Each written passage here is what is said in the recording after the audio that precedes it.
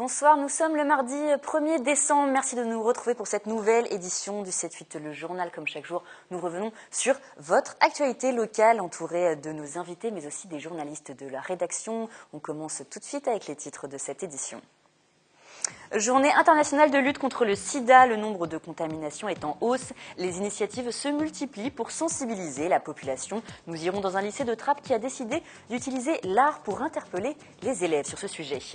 Et réduire sa consommation d'énergie, l'Agence locale de l'énergie et du climat de Saint-Quentin en Yvelines lance pour la 3e fois ce défi aux familles. À partir du 1er décembre et durant 5 mois, adopter les bons gestes. Nous en parlerons avec notre invité en plateau. Et puis en politique, à quelques jours du premier tour des régionales, le point sur la campagne d'Europe Écologie Les Verts. Les écologistes, pour l'instant, crédités d'un peu moins de 7% d'intention de vote en Ile-de-France. Et aujourd'hui, 1er décembre, journée internationale de lutte contre le sida. Et ce constat, l'Organisation mondiale de la santé, l'OMS, fait état de 142 000 nouveaux diagnostics, du jamais vu depuis l'apparition de la maladie en Europe dans les années 1980. Je vous propose d'écouter Jérôme André, président de l'association HF Prévention. Il était l'invité de notre journal vendredi dernier. Depuis 2-3 ans, c'est plutôt à la hausse, en sachant que, effectivement, ça c'est les statistiques officielles ministères. Nous, on voit qu'il y a une reprise de l'activité, notamment sur le dépistage, et c'est plutôt une bonne nouvelle d'avoir une reprise d'activité alors que les autotests arrivent, parce que ça veut dire que les gens vont pouvoir maintenant se faire dépister. Plus il y a effectivement de dépistage, plus on trouve les personnes qui s'ignorent, parce qu'en moyenne 30 000 personnes s'ignorent, mais c'est pas une bonne nouvelle de voir les chiffres repartir à la hausse depuis 2-3 ans. Il y a une baisse de la vigilance, qu'il y a effectivement une baisse de la vigilance. C'est pas une bonne nouvelle pour le VIH, c'est pas non plus une bonne nouvelle pour les infections sexuellement transmissibles et encore moins pour les hépatites. Et d'ailleurs, l'année prochaine, on va être habilité pour les TROD, donc les tests rapides d'orientation au dépistage, pour l'hépatite C notamment.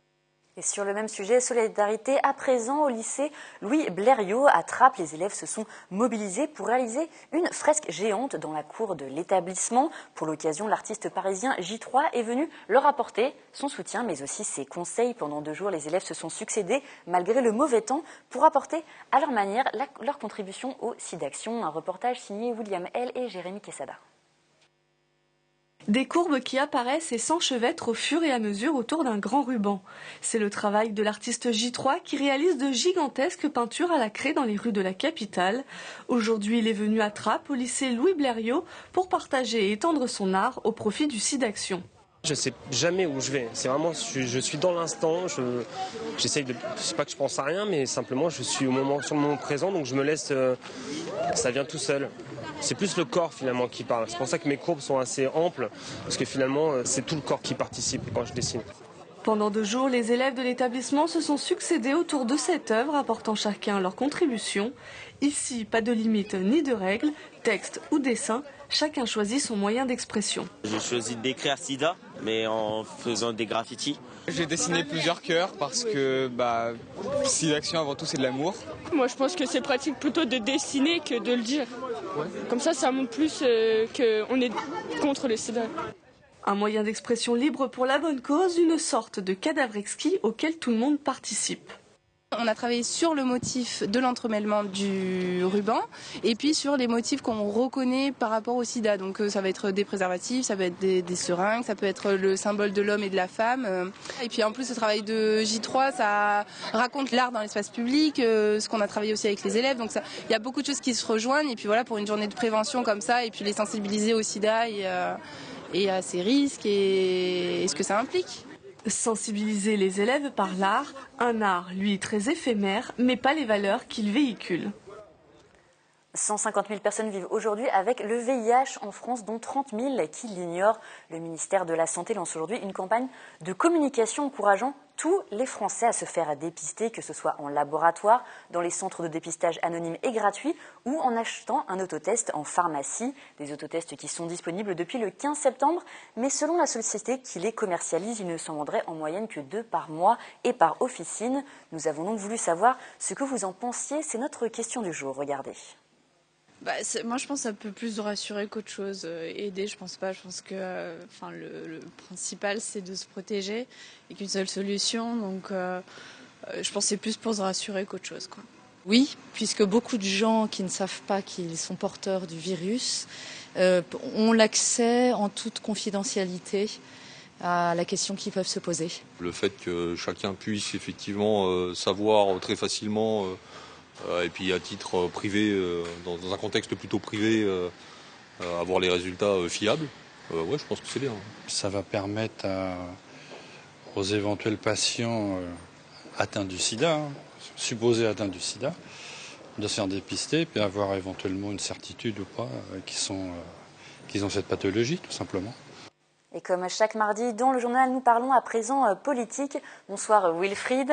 Alors dernière ligne droite avant le vote de dimanche. Bonsoir Florane. La campagne touche effectivement à sa fin puisque dimanche les urnes vont livrer leur verdict. Et ce soir il est question d'Europe Écologie Les Verts. Europe Écologie Les Verts qui n'a pas fait l'union avec le Parti Socialiste. Tout comme le Front de Gauche, les écologistes ont décidé de partir seuls pour ce premier tour. Pourtant c'est bien un bilan commun que défendent ces différentes formations. Elles ont siégé ensemble à la région Île-de-France. Mettons ce point de côté, je vous propose d'écouter tout de suite Emmanuelle Cosse. Elle était présente dans les Yvelines la semaine dernière pour un meeting départemental ou plutôt une réunion d'information. La campagne était officiellement entre parenthèses en raison des attentats, en tout cas sur le papier, car ce qui l'agace en ce moment, c'est le temps de parole au sein des différents médias. La réalité, c'est que l'équité est une juste farce qui nous est racontée, elle n'est pas respectée. Y compris la semaine dernière, elle a totalement volé en éclats et c'est un problème et pour les écologistes et pour plein d'autres personnes. Il faut le dire tel que c'est qu'aujourd'hui, certains partis trustent la place médiatique et pour nous, c'est un problème en effet. C'est une difficulté et nous aimerions vraiment que en fait, l'ensemble des chaînes publiques et en particulier les services publics travaillent différemment de ce point de vue-là. Europe Écologie Les Verts, dans les sondages, c'est un peu moins de 7%, juste derrière le Front de Gauche, et c'est peu. Et dans les Yvelines, en particulier, ça pourrait être encore moins. Ça n'inquiète pas pour autant. Mounir Satouri, c'est la tête de liste Yvelines. Oui, les Yvelines sont une terre d'émission et on a déjà vu au dernier cantonal les scores importants dans les milieux périurbains qu'avait pu faire le Front National. Ça atteignait parfois 25, ça c'est allé même jusqu'à 30%. Face à cela, nous, on va faire campagne, on va le faire sur nos thèmes, on va le faire sur l'égalité territoriale, on va faire sur le droit pour tous les Franciliens à la mobilité, le droit à la relocalisation d'une économie qui réponde en termes d'emploi aux Franciliens. Mais c'est vrai qu'on est dans un timing très court.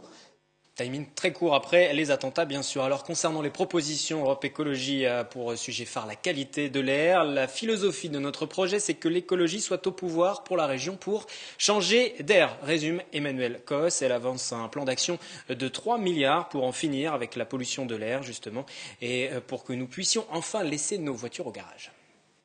Je pense que pour beaucoup de gens qui vivent dans les Yvelines, il y a des évolutions que nous portons en matière d'accès de renforcement de lignes de bus, de renforcement de lignes, pas omnibus, mais de lignes de train plus directes, qui pourraient leur permettre à terme d'abandonner leur voiture dans des gares et donc de pouvoir rejoindre leur emploi, qui est essentiellement à Paris ou dans les Hauts-de-Seine, de manière plus rapide. Parce que au-delà du temps passé dans les embouteillages, il y a aussi le stress, il y a aussi le coût, il y a aussi la fatigue et aussi la pollution, parce que quand on conduit un véhicule, on est aussi victime de la pollution. Donc c'est des enjeux évidemment pour nous très importants. Et c'est vrai qu'une partie des Yvelines n'a été pas assez intégrée en fait dans le développement des transports. Voilà pour cet axe principal, mais vous l'avez compris, le problème pour Europe Écologie Les Verts, c'est donc d'exister au milieu des sujets nationaux, en marge des formations plus importantes, avec les attentats le 13 novembre et puis l'ouverture de la COP aussi hier lundi. Et pourtant, l'argument environnemental avec la COP 21 devrait leur permettre de mieux faire passer leurs idées en ce moment. Oui, mais si l'on en croit les sondages, on l'a vu tout à l'heure, 7% c'est peu. Alors forcément, on pense déjà à la suite. Si au début de la campagne, les critiques envers le PS étaient sévères, aujourd'hui, les écologistes ouvrent grand la porte au ralliement pour le second tour. C'est presque une question de survie d'ailleurs. On se souvient, il y a quelques semaines, plusieurs cadres du parti avaient décidé de claquer la porte, dont le sénateur Jean-Vincent Placé. Nous, on a toujours été clairs sur le sujet. Le premier tour était fait pour présenter notre projet et faire entendre nos propositions. Et le deuxième tour, notre alliance, allait avec les forces de gauche.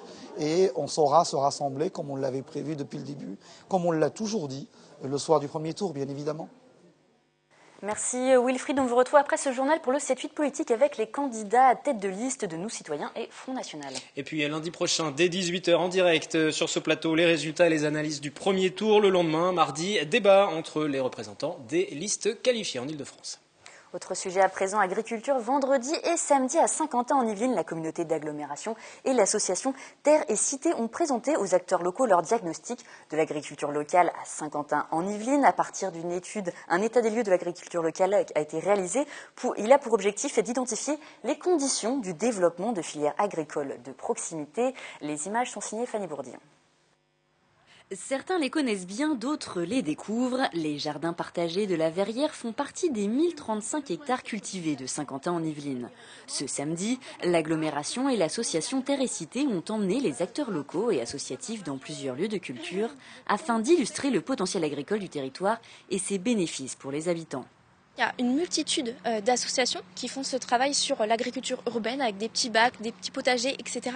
Mais ce qui est intéressant, c'est vraiment de sensibiliser les populations à une alimentation de meilleure qualité et locale. Et ensuite, petit à petit, les habitants en viennent à consommer des produits locaux, là, produits à plus grande échelle sur les exploitations du territoire. Des données établies à la suite d'une étude menée entre 2014 et 2015 conjointement par l'agglomération et l'association. À la veille de l'agrandissement du territoire de Saint-Quentin en Yvelines, une réalité qui doit être prise en compte. On s'est aussi rendu compte que les exploitants étaient prêts à aller vers des diversifications. Alors peut-être pas leur génération, mais la génération suivante, à condition que la fonctionnalité des exploitations agricoles soit préservée, voire peut-être même améliorée. Au 1er janvier 2016, les surfaces agricoles vont doubler et dépasser les 2400 hectares. Enfin, d'ici 2022, il faudra définir un projet pour la zone de protection naturelle, agricole et forestière du plateau de Saclay. Elle comprend une partie de la commune de Guyancourt. Et la COP 21 qui se tient actuellement au Bourget donne des idées aux défenseurs de la nature et de l'environnement. L'association de sauvegarde des étangs de la Minière a planté près de 200 jeunes arbres samedi pour reboiser un peu cette zone anciennement touristique encadrée par l'ONF. Bien évidemment, c'est une initiative assez rare. Les précisions avec Mélanie Poquet. Aux étangs de la Minière, la nature continue de reprendre ses droits. Mais parfois, elle a besoin d'un peu d'aide. L'association de sauvegarde des étangs de la Minière a donc sorti pioche et piquet. Notre rôle, c'est de protéger la forêt de la Minière et de faire en sorte qu'elle soit valorisée. Donc cet espace qui était nu depuis l'année dernière et qui était abandonné depuis une bonne dizaine d'années va revivre, on espère, grâce à nous et grâce aux plants qui vont pousser dans les prochaines années. Gérés par l'Office national des forêts, les étangs de la Minière accueillaient une base nautique dans les années 60. La forêt est dorénavant en pleine renaturalisation où l'intervention humaine est exceptionnelle. Sur l'étang de la Minière, disons que c'est à l'avancement des opérations de renouvellement des peuplements. En règle générale, on essaye d'avoir de la régénération naturelle, de faire par la matière naturelle que peut nous donner la forêt. C'est 90% des régénérations, des renouvellements des peuplements. Il n'y a qu'en cas d'échec où on envisage de replanter. Ce samedi, ce sont 150 chênes, 25 charmes et 25 pins qui ont été plantés. Il ne reste plus qu'à laisser le temps faire son travail. Et nous restons sur l'environnement. Pour la 3e année, la LEC de Saint-Quentin en Yvelines anime l'opération Défi Famille à énergie positive sur le territoire du sud des Yvelines. Pour nous en parler ce soir, en plateau avec nous, Franck Sentier, le directeur de la LEC de Saint-Quentin en Yvelines. Bonsoir. Bonsoir. Et merci d'avoir accepté notre invitation. Alors tout d'abord, qu'est-ce que ce Défi Famille à énergie positive? Dites-nous en plus. Alors, le défi Famille Énergie Positive, il a pour objectif de rassembler des familles en équipe de façon à réduire de 8% sa facture d'énergie sur une période d'hiver, donc entre le 1er décembre et le 30 avril, de manière conviviale. Voilà, l'idée, c'est que les familles s'emparent du sujet pour réduire leur consommation d'énergie chez elles. Alors concrètement, comment ça se passe? Est-ce que c'est une famille avec des parents d'enfants? On peut se l'étendre à plusieurs? Enfin, il y a des règles un peu sur le nombre de participants? Non, alors en fait, l'idée c'est que toute famille peut participer. Il faut juste avoir habité, on va dire, 1 an dans son logement, puisqu'on compare les consommations d'énergie de cet hiver avec l'hiver précédent, pour pouvoir faire des comparaisons et voir si effectivement on a réduit sa consommation d'énergie. Mais sinon, toute famille est bienvenue. On peut être une personne seule, on peut être une famille avec des enfants, sans enfants, il n'y a pas de problème. Tout le monde est bienvenu. Et puis donc les familles en fait se réunissent en équipe de façon à pouvoir faire ça de façon plus conviviale, organiser des soirées qu'on appelle Tupperwatt. Donc l'idée c'est voilà d'échanger entre les familles, d'échanger sur les bons trucs, voilà comment moi j'arrive à réduire ma consommation d'énergie. Alors justement, comment font-elles pour réduire leur consommation? Il faut peut-être faire attention à l'eau, aussi à éteindre ou allumer la lumière, mais il y a certainement d'autres choses. Oui, il y a plein de choses. En fait, on distribue à chaque famille un guide dans lequel il y a 100 éco-gestes. Donc il y en a forcément qu'on ne fait pas. Alors des choses simples, par exemple réduire la température de son logement la nuit, on n'a pas besoin d'être autant chauffé quand on dort. Voilà, pas mettre de plat chaud dans le frigidaire, par exemple, parce que le réfrigérateur c'est un des premiers postes de consommation d'électricité dans le logement. Donc voilà, faire attention à ces choses-là. Prendre une douche à la place de prendre un bain, par exemple, évidemment. Alors une douche courte, parce que si on reste une demi-heure sous la douche, c'est pas sûr qu'on y gagne. Voilà, donc un peu toutes ces choses-là. Et est-ce qu'il y a des éco-gestes vraiment très faciles à faire auxquels on ne pense pas ou il n'y a pas beaucoup de communication dessus? En fait, il y a tellement de choses possibles que je dirais, voilà, il y a forcément des choses auxquelles on ne pense pas. Bon, il y a des choses qu'on entend assez souvent, c'est genre baisser la température de 1 degré dans son logement, ça fait faire à peu près 7% d'économie d'énergie, donc rien que ça, voilà, on y est presque aux 8%. Donc voilà, ça c'est des choses qui marchent bien. Donc c'est la 3e édition qui est organisée, l'opération est un succès, vous avez de plus en plus de personnes qui s'inscrivent? Alors bon, c'est la 3e édition, la première on avait 55 familles qui sont allées jusqu'au bout du défi. Deuxième saison, ça a été un petit peu plus dur, on avait 37 familles qui sont arrivées au bout. Et puis là, cette année, on est content puisqu'on a déjà aujourd'hui, on a 63 familles qui sont engagées dans 10 équipes. Et puis, c'est pas encore fini puisqu'on peut encore s'inscrire jusqu'à samedi. Donc voilà, si vous êtes intéressés, n'hésitez pas. Est-ce que vous avez des retours justement sur ces familles qui se sont inscrites? Est-ce que maintenant elles ont peut-être changé leur mode de vie par rapport justement à ce défi? Alors, changer de mode de vie, c'est peut-être un grand mot, parce que l'idée, c'est pas de complètement chambouler, c'est juste de faire un peu attention, voilà, de faire des éco-gestes. Le principal, c'est de faire les choses sans perte de confort, de faire les choses que l'on souhaite faire, voilà. Et c'est comme ça qu'on arrive à faire des économies d'énergie. Il n'y a pas besoin de complètement chambouler son mode de vie. Parce que justement, parfois, on s'imagine qu'il y a beaucoup de travaux à faire pour faire des économies d'énergie dans sa maison. C'est pas le cas? Non, c'est pas le cas. Et en l'occurrence, là, on joue vraiment sur ce qu'on appelle la sobriété énergétique, c'est-à-dire c'est les comportements, la façon d'agir au jour le jour. Ce défi-là, il ne faut pas faire de travaux, justement. Il ne faut pas faire de grosses dépenses. Au contraire, on va gagner de l'argent puisque, en moyenne, les familles gagnent à peu près 200 € sur leur charge d'énergie, voilà, sur la période de chauffe. Non, pas par mois, quand même, sur l'année. Vous avez voulu mettre en place cette opération donc, il y a 3 ans. Est-ce que des initiatives comme celle-ci se développent partout en France? Il y a vraiment un mouvement, une dynamique par rapport à ça? Oui, tout à fait. Donc nous, on en est à notre 3e édition, mais en fait, au niveau national, le défi a démarré il y a 7 ans. Donc il y a certains territoires qui l'ont déjà organisé depuis 7 ans. Aujourd'hui, il y a à peu près 6000 familles qui sont engagées en France pour cette 3e édition. Là, on sait actuellement que la COP21 se passe en ce moment au Bourget. Du coup, ce défi prend une dimension un petit peu spéciale. Est-ce que vous pensez que c'est des petits gestes comme ça, il faut plus en parler que peut-être des grandes décisions et qui ont peut-être plus d'impact? C'est clair que les grandes décisions, c'est une chose, mais c'est pas ça qui fait réduire la consommation d'énergie. C'est vraiment chacun qui peut, à son niveau, en faisant des petits gestes, effectivement, arriver à réduire la consommation d'énergie, donc du coup à réduire les émissions de gaz à effet de serre. D'ailleurs, ce défi, en fait, à la base, on a parlé de 8% d'économie d'énergie, c'est l'objectif qu'on cherche à atteindre, et ces 8% correspondent effectivement aux 8% de réduction des émissions de gaz à effet de serre liées au protocole de Kyoto. Donc voilà, là aujourd'hui on arrive dans la suite du protocole de Kyoto avec cette COP21, donc on est complètement dans le sujet, oui. Est-ce que vous pensez que le gouvernement doit faire un petit peu plus pour sensibiliser justement les gens à cette économie d'énergie qu'ils peuvent faire pour aider la planète? Alors sensibiliser, en fait, ça passe par du local, c'est-à-dire c'est pas tellement au niveau national qu'on peut sensibiliser, on a besoin d'avoir des acteurs locaux, des associations qui relaient en fait toutes ces initiatives et qui permettent d'aider les gens à effectivement réduire et à les sensibiliser à cette thématique. Et pour vous, localement, vous attendez peut-être des décisions spécifiques ou peut-être des budgets qui peuvent être votés pour ça et qui pourraient découler justement de cette COP21? Alors, en local, je ne sais pas si ça sera directement lié à la COP21, mais de toute façon, oui, les politiques des collectivités sont liées. Enfin, on a une loi sur la transition énergétique qui a été votée il n'y a pas longtemps, dans laquelle il est dit vraiment que les collectivités locales sont les acteurs numéro 1 pour l'animation territoriale et pour justement faire que l'énergie soit de moins en moins consommée sur nos territoires et puis qu'on consomme de l'énergie renouvelable.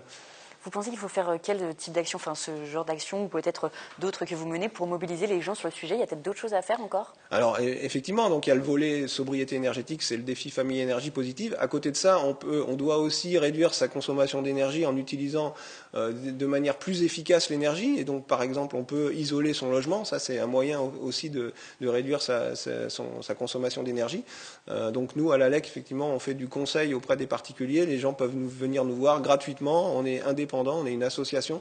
On pourra donner les avantages et les inconvénients des différentes solutions pour isoler son logement et réduire ainsi sa consommation d'énergie. Alors, je le rappelle, l'opération débute aujourd'hui. Comment fait-on pour s'inscrire? On a jusqu'à samedi. Voilà, le mieux, c'est d'aller sur notre site internet, donc www.energie au singulier énergie. Qui s'affiche en bas de notre écran. Voilà, .-sy.com. Voilà, donc là, vous aurez toutes les informations pour vous inscrire.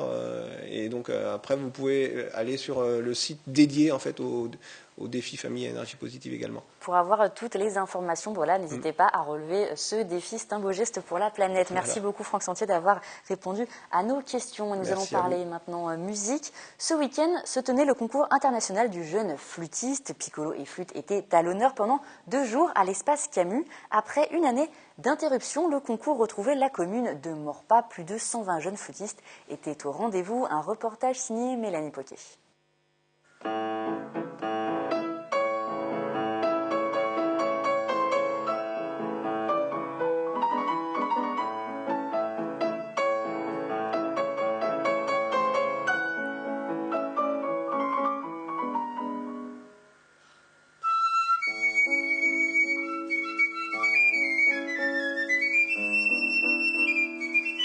L'air ne vous est sans doute pas inconnu, Fantaisie sur la Traviata de Verdi. C'est la finale de Piccolo, les concurrents ont une dizaine de minutes pour faire la différence, des candidats de premier cycle comme d'excellence. L'école de flûte française est très renommée à travers le monde et donc en fait on se doit de continuer à honorer tout ce qui nous a été donné jusqu'à présent, ce qui nous permet de mettre en avant les futurs jeunes talents qui, au fur et à mesure des années, puisque le concours a 20 ans, deviennent des professionnels, comme notre présidente de jury cette année, Adriana Ferreira. Des futurs professionnels peut-être, le concours rassemble chaque année des flûtistes de toute la France, mais aussi internationaux venant ainsi d'Espagne, d'Allemagne ou encore du Japon. À l'image d'Adriana Ferreira, lauréate en 2010, elle est aujourd'hui membre de l'Orchestre national de France. La flûte est donc un instrument. La musique, c'est toujours le plus important. Et c'est donc, flûtistiquement, il faut rechercher de bonnes bases techniques, mais après, c'est la musique le plus important. Exigence était le maître mot, que ce soit du côté du jury comme celui des candidats. 129 jeunes flûtistes se sont affrontés durant 2 jours sur des variations techniques.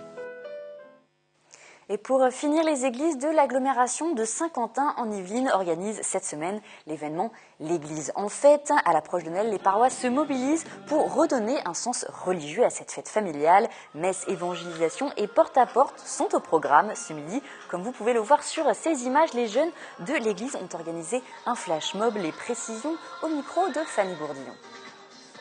Pendant une semaine, c'est notre temps paroisse en fête. Noël approche, on se dit qu'en ce moment, en ce temps d'événements douloureux pour notre pays, on a besoin de retrouver le sens de Noël. Un moment festif, un moment de joie, la venue dans le monde du Prince de la Paix. Et donc notre paroisse catholique de Saint-Quentin, Saint-Victor, organise une semaine d'événements avec des concerts, des rencontres. On va à la rencontre des gens, les inviter à différents moments. Et donc on a des jeunes qui sont venus nous aider pour cette semaine, qui sont ceux que vous voyez ici.